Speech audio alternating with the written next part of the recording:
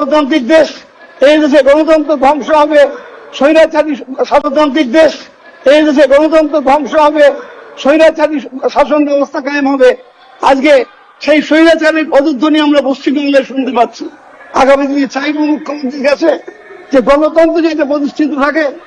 আমরা সকলে শপথ দিয়েছি, আমরা গণতন্ত্রের নামে শপথ নিয়েছি। সেই গণতন্ত্রের নামে শপথ নিয়ে যদি এই রাজ্যে গণতন্ত্র ধ্বংস হয় এবং স্বৈরাচারের প্রতিষ্ঠিত হয়, তাহলে তার বিরোধিতা বাংলার মানুষ করতেই চলবে। এই কথা বলে আমি আমার বক্তব্য শেষ করছি। ধন্যবাদ। স্পিকারকে আরেকবার ধন্যবাদ জানিয়ে আমার বক্তব্য শেষ করলাম।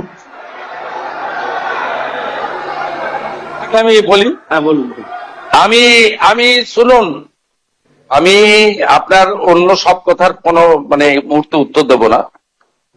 প্রথমত আপনি বলেছেন মুখ্যমন্ত্রীর কাছে, সরকারের কাছে আবেদন করেছেন ঘর ছাড়াদের বাড়িতে ঢোকাতে হবে। আমার তো ঘর ছাড়া কেউ আছে বলে জানা নেই। যদি যদি যদি যদি যদি কেউ ঘর ছাড়া থাকে, আপনি মাননীয় ডিজিপির কাছে তালিকা দেবেন, কিন্তু শর্ত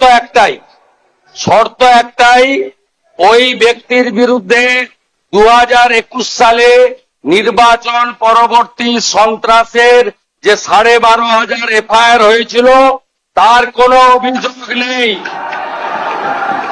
একদম পরিষ্কার শর্ত, যার জন্য জাস্টিস মঞ্জুরা চেল্লুর নেতৃত্বে কলকাতা হাইকোর্ট যে কমিটি করে দিয়েছিল, সিট তৈরি হয়েছিল, ভবানী ভবনে টেম্পোরারি অফিস হয়েছিল। আপনি তালিকা দেবেন, তার মধ্যে যদি সম্মানীয় রাজনৈতিক ব্যক্তিত্ব থাকে যাদের বিরুদ্ধে 2021-এর পোস্টপোল ভায়োলেন্সের অভিযোগ নেই, তাকে সসম্মানে এলাকার বিজেপির বিধায়ক এবং এসপি গিয়ে বাড়িতে ঢুকিয়ে দিয়ে আসবে।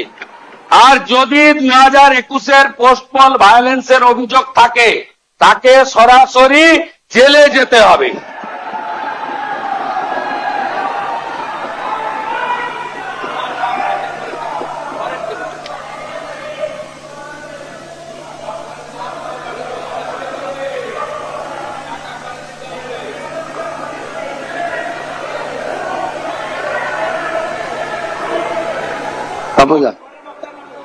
আমি ভারতীয় জাতীয় কংগ্রেসের একজন বরিষ্ঠ সদস্যকে বক্তব্য রাখার জন্য অনুরোধ করছি।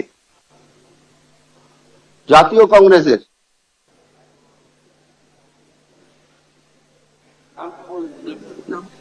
নাম কি আছে? নাম নেই। আপনি নামটা বলবেন একটু কাইন্ডলি। আমার নাম মতাব শেখ, ফারাক্কা 55। হ্যাঁ বলুন। আমি স্পিকার সাহেবকে শুভেচ্ছা জানাচ্ছি বলুন। এবং মুখ্যমন্ত্রী সাহেবকে শুভেচ্ছা জানাচ্ছি।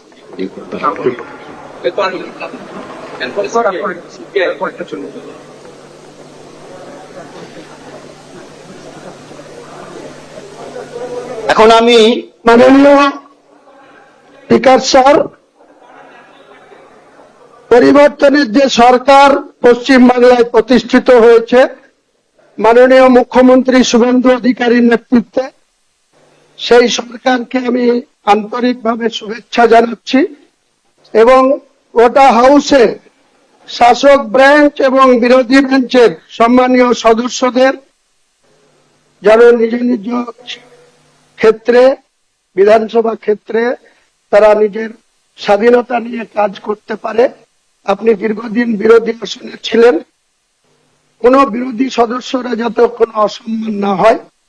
আগের সরকার যে দ্বিতীয়তা করত বা তাদের নিজের সরকারের ছাড়া বিরোধীদের কোনো প্লেস দিত না, আপনি যেন তাদের পথ অনুসরণ করবেন না।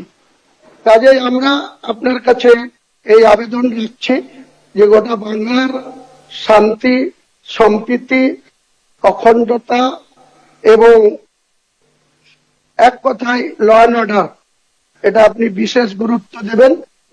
সবাই শান্তিতে এই পবিত্র আগস্ট হাউসে 18তম বিধানসভার সদস্য রূপে বিরোধী আসন থেকে নিশ্চয়ই গঠনমূলক বিরোধিতা আপনার করব, সমালোচনা করব, সেটা নিশ্চয়ই আমাদের ভুল না বুঝে আপনি আমাদের যথাযথ উত্তর দেবেন।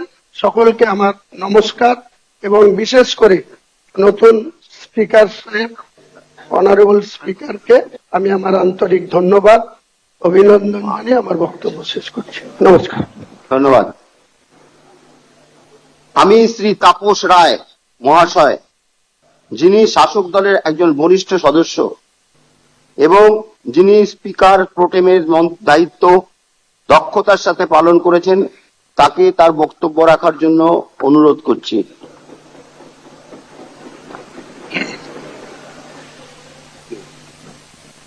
দেখো দেখো, অনেক তো করেছো, এবার একটু দেখতে খারাপ লাগছে নাকি? হ্যাঁ, মাননীয় স্পিকার মহোদয়, আমি প্রথমেই আপনাকে দেশের প্রাচীনতম এই যে পবিত্র হাউস, সেই হাউসের এই হাই অফিস, সেখানে নির্বাচিত হওয়ার জন্য ইউনানিমাসলি আপনাকে আমি শ্রদ্ধা জানাই, অভিনন্দন জানাই। আজকে এই 26-এর ধর্মযুদ্ধে, এটা তো মেয়র একটা ইলেকশন ছিল না, এটা শুধুমাত্র একটা সরকার গড়ার আর নির্বাচিত হয়ে আসার ইলেকশন ছিল না, এটা ছিল ধর্মযুদ্ধ। সেই ধর্মযুদ্ধতে যারা জিতে এসেছেন আমি তাদের অভিনন্দিত করছি।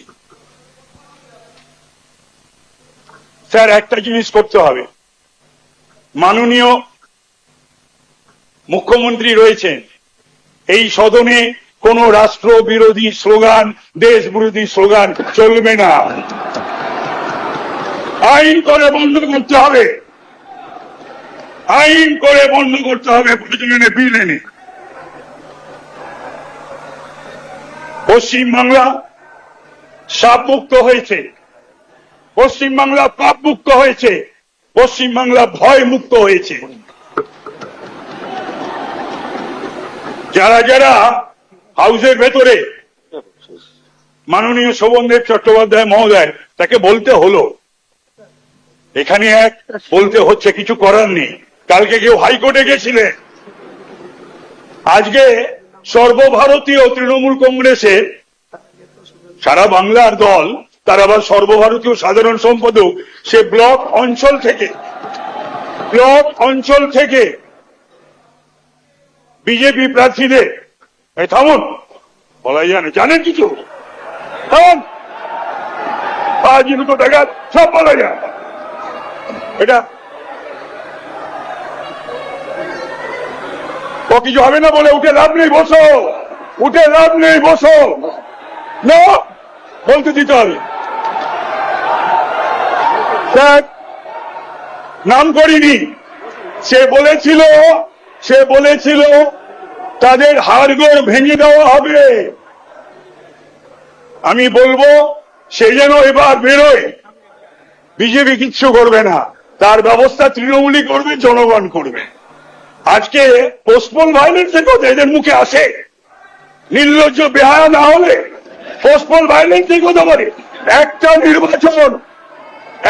নির্বাচন হয়েছে পশ্চিমবাংলায়, রক্তপাতহীন, লাশহীন, এই সাইন দেখিয়ে রক্তের ওপর দিয়ে, লাশের ওপর দিয়ে আজকে 150-র ওপর গুনতে হতো স্যার আপনাকে লাশ। বিজেপি যদি এই সরকার আবার ফিরে আসতো, 150-র ওপর লাশ, ঘর বাড়ি জ্বালিয়ে দেওয়া, দোকানপাট জ্বালিয়ে দেওয়া, আর লক্ষ লক্ষ বিজেপি সমর্থক কর্মীরা বাড়ি ঘর দুয়ার পাড়া ছাড়া থাকে।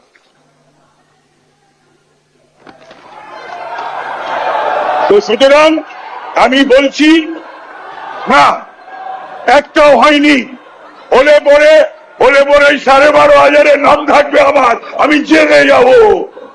আমি যদি, মাননীয় মুখ্যমন্ত্রী, আমি যদি কোন রকম কোন ভায়োলেন্সে জড়িত থেকে থাকি, ওই 12,000-এ আমার নাম থাকে, আমি জেলে পাঠিয়ে দেবেন তো, যেমন এদেরকে পাঠাবেন, আমায় পাঠিয়ে দেবেন। থামো, থামো, চুপ চুপ চুপ, আস্তে আস্তে আস্তে আস্তে আস্তে চুপ করিয়ে দেবো, আস্তে আস্তে। তাই কন্টিনিউ করুন। আমি বলবো আপনি অপেক্ষা করবেন না নবান্নের বা রাইটার্সের ফোনে, আপনি অপেক্ষা করবেন না নবান্ন বা রাইটার্সের চিরকুটে এই অগাস্ট হাউসকে অপবিত্র করেছে। এই অগাস্ট হাউসের পবিত্রতা ফিরিয়ে আনার দায়িত্ব আপনার উপর নষ্ট হয়েছে, আপনাকে সেই দায়িত্ব পালন করতে হবে। এই বলে আমার বক্তব্য শেষ করছি। জয় শ্রীরাম, ভারত মাতার জয়।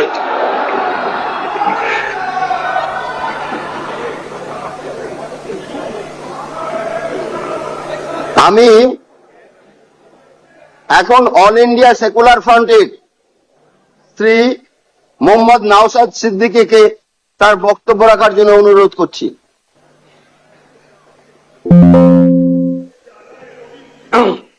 ধন্যবাদ স্পিকার স্যার। আপনাকে অল ইন্ডিয়া সেকুলার ফ্রন্ট পার্টির পক্ষ থেকে স্বাগত জানাচ্ছি স্পিকার নির্বাচিত হওয়ার জন্য। আমরা আশা করব আগামী 5 বছর আপনার নেতৃত্বে এই অগাস্ট হাউস তার গরিমাকে বহন করে চলবে এবং সাথে সাথে আমরা যারা বিরোধী আছি তাদের সর্বোৎকৃষ্ট জায়গা, মতামতের জায়গা হচ্ছে এই অগাস্ট হাউস। আমরা আমাদের মতামত নির্দ্বিধায় নির্বিঘ্নে এখানে রাখতে পারবো এবং যারা শাসক দলে আছে আমাদের মতামতের ভিত্তিতে গঠনমূলক অবশ্যই যেগুলো হবে সেগুলোকে গ্রহণ করবেন। স্পিকার স্যার, আপনার অনুমতি নিয়ে দু একটা কথা বলবো, যদি এই প্রসঙ্গ নয়। সত্যি আমি আজকে বসে খুব ফিল করছিলাম, হাসছিলাম মনে মনে। আজকে তাপস রায় বাবু যে কথাগুলো বলছেন খুব একটা ফেলে দিবার নয়। আমি আমি আমি আমি বলবো, আমি 2021 সালে নির্বাচন হওয়ার পরে 6টা মাস এমন দিন পার করেছি, আমার মনে হচ্ছিল যে আমি ইস্তফা দিয়ে দিই, অন্তত আমার ছেলেগুলোর উপর অত্যাচার যদি বন্ধ হয়। এই সময় ফিল করেছি, পার করেছি। পোস্টপোল ভায়োলেন্সে 2021 সালে, আমি এতে কিন্তু বিজেপিকে দরার সার্টিফিকেট দিচ্ছি না, কিন্তু 2021 সালে যে সমস্যার সম্মুখীন আমরা হয়েছিলাম, আমাদের কর্মী খুন হয়েছিল, একাধিক বাড়িঘর লুটপাট হয়েছে, ভাঙচুর হয়েছিল, সে অর্থে।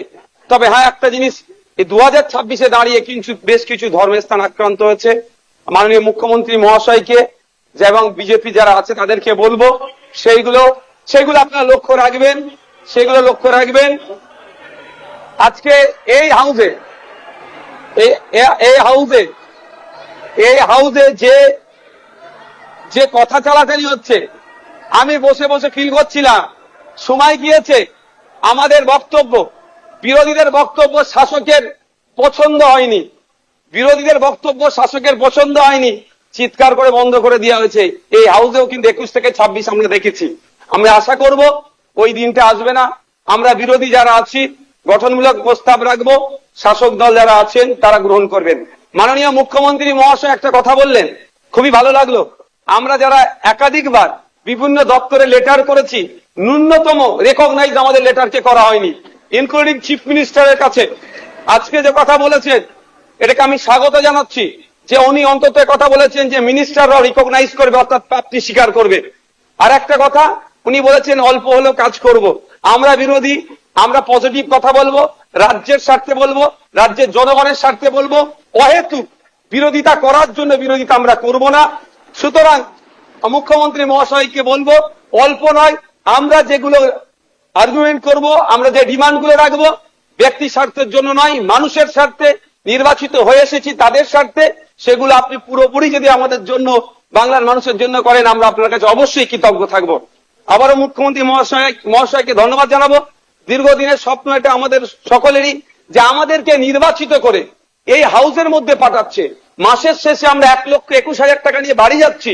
আমরা সেই জনগণের জন্য কি রোল প্লে করছি, কি বক্তব্য দিচ্ছে হাউসের মধ্যে, না হাউসের মধ্যে এসে শুধু সময় কাটিয়ে চলে যাচ্ছি।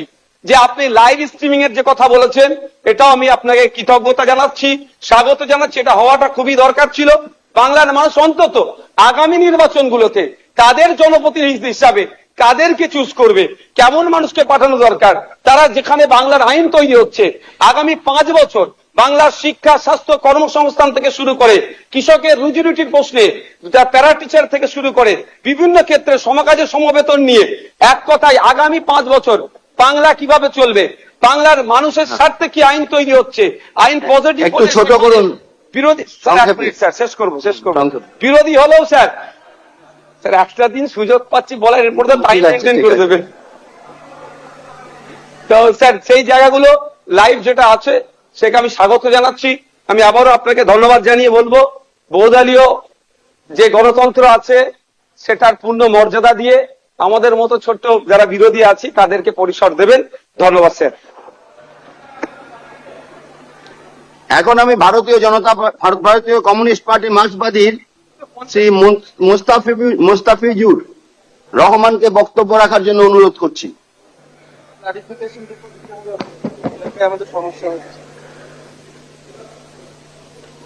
প্রথমেই স্যার অধ্যক্ষ মহাশয়কে আমি শুভেচ্ছা জানাচ্ছি অষ্টাদশ বিধানসভার স্পিকার হিসেবে নির্বাচিত হওয়ার জন্য। যদিও আজকের অধিবেশনটাই হচ্ছে যে আমাদের মাননীয় অধ্যক্ষকে নির্বাচনের জন্য, আমি যতদূর যদি ভুল না করি, তাহলে এখানে মূলত সেই প্রসঙ্গেই আলোচনা হওয়াটা বাঞ্ছনীয় বলে আমার মনে হয়েছে। আজকে নতুন হিসাবে যেটা দেখলাম সেটা আগামী দিনে যাতে এই বিধানসভাতে এই গরিমাম যুক্ত বিধানসভা, যে বিধানসভায় আমরা আজকে শপথ নিচ্ছি, এই বিধানসভায় ডক্টর প্রফুল্ল ঘোষ, ডক্টর বিধানচন্দ্র রায়, ব্যারিস্টার সিদ্ধার্থ শঙ্কর রায়, মাননীয় জননেতা জ্যোতি বসু, মুখ্যমন্ত্রী বুদ্ধদেব ভট্টাচার্য, পরবর্তী ক্ষেত্রে মমতা বন্দ্যোপাধ্যায় শেষ মুখ্যমন্ত্রী হিসেবে তিনারা কাজ করেছেন। সেই বিধানসভার গরিমা আমাদের সব সদস্যকে রক্ষা করতে হবে, এটাই হতো যে কাজ। আমি সুদূর মুর্শিদাবাদ থেকে, মুর্শিদাবাদের ডোমকল থেকে নির্বাচিত হয়ে যেদিন মঙ্গলবার শপথ গ্রহণ করলাম, সেদিনই একটু আবেগতাড়িত হয়ে গেছিলাম যে আমি কোথায় এসে এই শপথ নিচ্ছি।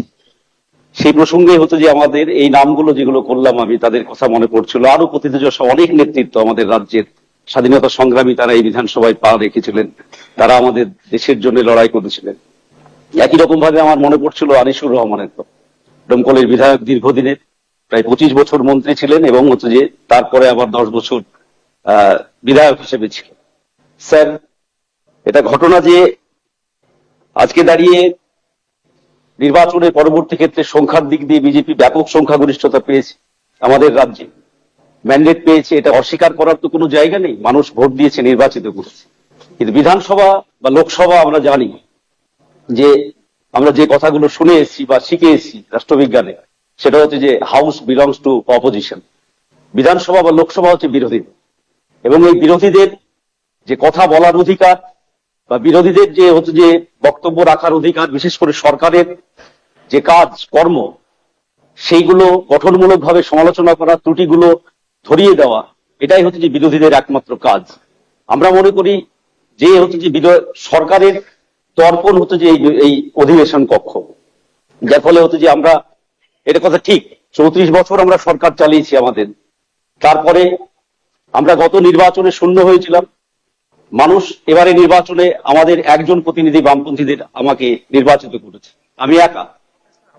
কিন্তু আমি মনে করি যে অধ্যক্ষ মহাশয়, আপনি সবসময় যা আমাদের ভারতবর্ষের সংসদীয় রাজনীতির, কখনোই কথা অস্বীকার করা যাবে না, আমি যে দল থেকে বিলংস করছি, ভারতের সংসদীয় রাজনীতিতে সেই দলের আলোচনা ছাড়া সংসদীয় রাজনীতি পরিপুষ্টতা লাভ করবে, এটা আমি অন্তত মনে করি না। আমি তাই গর্বের সঙ্গে বলছি, ভারতবর্ষের সংসদে যদি স্বাধীনতার পর স্পিকার নিয়ে আলোচনা হয়, তাহলে নিশ্চিতভাবে এক বাক্যে সবাই স্বীকার করবেন 2-5 জনের মধ্যে অন্যতম সোমনাথ চট্টোপাধ্যায়, এর নাম সর্বাগ্রে আলোচিত হবে। একই রকম ভাবে এই বিধানসভায় দীর্ঘ 29 বছর ধরে বিধানসভাতে স্পিকারের ভূমিকা পালন করেছে হাসিম আব্দুল হালিম।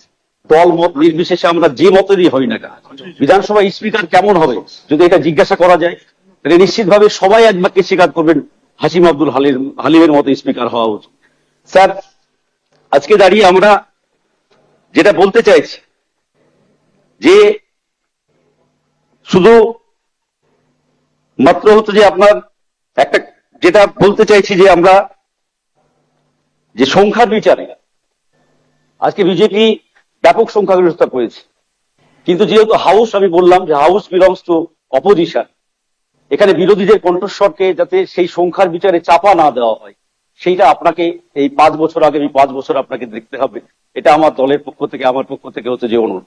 একই রকম ভাবে সংখ্যা নয়, গঠনমূলক হচ্ছে যে সমালোচনা, সবার সমানাধিকার এই বিধানসভাতে, তারপর হচ্ছে যে গণতান্ত্রিক অধিকার, সেইগুলো যাতে এই বিধানসভাতে প্রতিষ্ঠিত হয়, তা অভিভাবকের মতো আপনি যদি দেখেন, তবে আগামী দিনে আমাদের রাজ্যের যে গণতান্ত্রিক গরিমা, যা আমি মনে করি ব্যক্তিগতভাবে এবং আমরা দলগতভাবে, যা গত 15 বছর ধরে এই বিধানসভাতে এবং বিধানসভার বাইরে ধূলিসাৎ করা হয়েছে, আমরা অনুরোধ করব আপনার মাধ্যমে এই বিধানসভার গরিমা আমরা দেখেছি। এই বিধানসভাতে বিধানসভার সদস্যদেরকে আক্রমণ করা হয়। সংক্ষেপে করুন, সংক্ষেপে। হ্যাঁ, সংক্ষেপে। ও সরি সংক্ষেপে।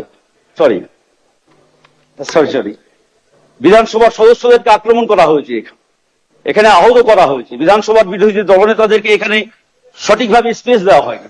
আমি অনুরোধ করব আপনি নবনির্বাচিত অধ্যক্ষ নিশ্চিতভাবে আগামী দিনে সেই বিষয়গুলো সঠিকভাবে যাতে দেখবেন, যাতে বিরোধীরা বেশি করে বলতে পারে, সরকার পক্ষের যা গঠনমূলক সমালোচনা, কাজের ত্রুটি বিচ্যুতিগুলো আমরা তুলে ধরতে পারি, তবে আমরা বিরোধী হিসাবে সঠিক দায়িত্ব পালন করতে পারবো। মানুষ আমাদেরকে যে রায় দিয়েছে সেই রায়ের প্রতি মর্যাদা রক্ষা করতে পারবো। এই কথা বলে আবারও আপনাকে আন্তরিক শুভেচ্ছা, অভিনন্দন জানিয়ে আমার বক্তব্য শেষ করছি। ধন্যবাদ। এখন আমি ভারতীয় জনতা পার্টির শ্রীমতী চন্দনা বাউরি মহাশয়কে বক্তব্য রাখার জন্য অনুরোধ করছি।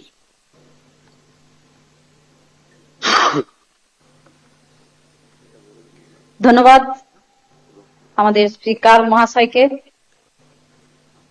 এই মহতি সদনে আপনি আজ স্পিকার রূপে আপনার যে চেয়ার, সেই চেয়ারে বসেছেন, আপনাকে অনেক অনেক অভিনন্দন। এবং এই মহতি সদনে প্রত্যেকটি সদস্যদেরকে আমার নতমস্তকে প্রণাম, যারা নতুন পুরনো যারাই রয়েছেন প্রত্যেককেই অনেক অনেক শুভেচ্ছা, অভিনন্দন, বড়দেরকে আমার প্রণাম জানাচ্ছি। আমি শুনছিলাম আমাদের যিনি ডেপুটি স্পিকার ছিলেন উনি বলছেন যে পশ্চিমবঙ্গে ভারতীয় জনতা পার্টি ক্ষমতায় আসার পর নাকি অনেকে বাইরে আছে, তৃণমূলের লোকেরা নাকি বাইরে আছে। 2021 সালের পর আপনারা দেখেছিলেন যে আমাদের ভারতীয় জনতা পার্টির কতজন কার্যকর্তা ঘর ছাড়া ছিল, তাদের ঘর ভাঙচুর করে দেওয়া হয়েছিল।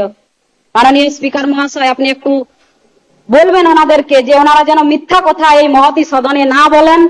এখনো পর্যন্ত আমাদের কার্যকর্তারা এই ভারতীয় জনতা পার্টি জেতার পর কিন্তু বাড়ি ফিরছেন, আস্তে আস্তে বাড়ি ফিরছেন। এই এত অত্যাচার এরা করেছেন, আমরা দেখেছি আরজি করের ঘটনা, আমরা দেখেছি বকটুইয়ের ঘটনা, আমরা দেখেছি এই তৃণমূলের শাসনে আমাদের আদিবাসী মহিলাদেরকে দণ্ডি কাটানো হয়েছে বিজেপি করার জন্য, নাক সটরা দেয়া করা হয়েছে এই তৃণমূল সরকার। আমরা দেখেছি মহিলা, আমাদের আদিবাসী একটি বোনের পেটে যে বাচ্চা ছিল সেটা লাত মেরে নষ্ট করে দেওয়া হয়েছে। সেই কথাগুলো একটু এই মহতি সদনে যদি আপনারা বলতেন আমাদের ভালো লাগতো, যে আপনারা এখন মহান হয়ে গেছেন, এই সদনে এসে ভারতীয় জনতা পার্টির সরকারে এসে আপনারা সাধু সাজতে চাইছেন। এই সাধু সাজার নাটকটা বন্ধ করে আমাদের মুখ্যমন্ত্রী যে কথাটা বলেছেন যে আমরা সবাই মিলে এই মহতি সদনে, আমাদেরকে যেভাবে বারবার বলতে দেওয়া হতো না, প্রশ্ন করলে আমাদেরকে প্রশ্নের উত্তর দেওয়া হতো না, যেসব কাজ আমরা চেয়েছিলাম এলাকাতে সেই সব কাজ আজও এখনো পর্যন্ত হয়নি। বারবার আমাদেরকে বলা হয়েছে যে এই কাজটা আমরা পাস করে রেখেছি, এখানের ব্রিজটা আমি করে রেখেছি। আমি একটা ব্রিজের কথা বলেছিলাম আমার সালতোরা বিধানসভায়, যে একটা দামোদর নদীর ব্রিজ, শুধু না বেলডাঙ্গার যে ব্রিজ আছে সেটার কথা বলেছিলাম, কোনোটাই হয়নি। আপনারা বলেছেন হবে হবে, কোনো কিছুই হয়নি। তাই এই মহতি সদনে বলতে চাই যে নারীদের উপর অত্যাচার যাতে করে না হয় সেদিকে আপনারাও নজর রাখবেন। আমাদের মুখ্যমন্ত্রী বলেছেন যে আমরা তো সর্বরকম ভাবে সুযোগ সুবিধা দেব যাতে করে আরজি করার না হয়, সেটা আপনারা দেখবেন। কারণ আপনারা আরজি করার ঘটনায় যেভাবে শাসক দলের নেতারাই জড়িত ছিলেন সেটা পুরো পশ্চিমবঙ্গের মানুষ দেখেছেন। আর যেন কোনো মায়ের কোল খালি না হয়ে যায় সেটাও আপনারা নজর রাখবেন। আমাদের মুখ্যমন্ত্রী আমাদের সাথে আছেন, পুরো এই সদনের প্রত্যেকটি সদস্যের সাথে আছেন এবং আগামী দিনে একটা সুন্দর সরকার চলবে এই নিয়ে আমরা এখানে উপস্থিত হয়েছি। আমরা প্রত্যেকে নির্বাচিত হয়ে এসেছি মানুষের আশীর্বাদে এবং মানুষের হয়ে কাজ করার জন্য। বিশেষ কিছু বলবো না। আমাদের স্পিকার মহাশয়কে আবারও অনেক অনেক ধন্যবাদ, নমস্কার, অভিনন্দন জানিয়ে আমার কথা এখানে শেষ করছি। ধন্যবাদ।